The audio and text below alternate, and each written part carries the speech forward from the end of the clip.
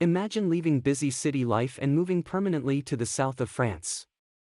Sounds like heaven to most, what with the lack of traffic, picturesque views, and sunny weather for 9 out of 12 months during the year. Unfortunately for our protagonist in Broken Pieces, this quaint setting is ripe for something that feels pulled from the dark mind of Fabrice Duwells, making Broken Pieces one of those titles whose content stands in stark contrast to the setting. In Broken Pieces I played as Elise, a young woman who moves to the French coast with her fiancé, but it's tough to tell from the disjointed manner in which the narrative initially presents itself. Essentially, things start with Elise walking down a strange hallway and then she wakes up from a nightmare, and then boom. The game has begun. I didn't even get to see my fiancé, all I have is their name. Not long after, Elise finds herself in the middle of a village teeming with mysterious happenings, including cults making human sacrifices to top-secret military conspiracies, and oh yeah, Elise can cause literal storms. 3D thriller/horror games with fixed cameras were all the rage after the Resident Evil franchise clawed its way into the spotlight as the de facto standard for video game horror. So, it only makes sense that a title like Broken Pieces would emerge now given the recent success of the Resident Evil remakes and re-releases. Unfortunately, Broken Pieces doesn't share the same level of quality. To start, the incessant inner monologue of the protagonist makes for an annoying experience. I got the feeling that Broken Pieces was possibly pulled from some novel, but the devs made minimal effort to differentiate the two mediums. This often feels more like an audiobook than a video game.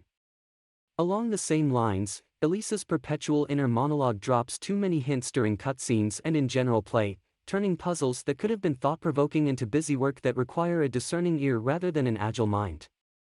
That said, the puzzles boil down to grabbing keys in obscure locations to open doors, or moving a battery to a door and connecting the wires in order to progress. Elise's voice actress is good at communicating shock, fear, curiosity, and a full emotional range with her performance, but the sound quality doesn't help her. It's as if a low-quality microphone was used, giving her an artificially raspy, almost scratchy feel to her voice when the volume is turned up. Combat was an afterthought that honestly should have been ignored by the developers. It boils down to being a forgiving auto-aim mechanic with a pistol that makes targeting enemies too easy.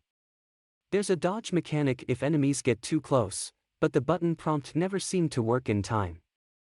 The background setup of how Elaine became a detective/shooter/adventurer comes across as half-baked. Besides her almost non-existent background, her motivation for going to France is paper-thin and seems like something left thin in the hopes of being supported by a robust gameplay loop, but that loop doesn't materialize. In another game this might have led to the script being the strong, supporting aspect, but that didn't happen either.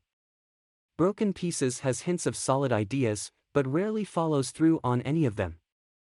The gameplay is equally lukewarm, and this combination left me with a sense of apathy, not only for the character and her plight, but also for everything surrounding her. I feel like there's a hint of something good here, but the project simply lacks the focus and follow-through needed to turn it into a gem.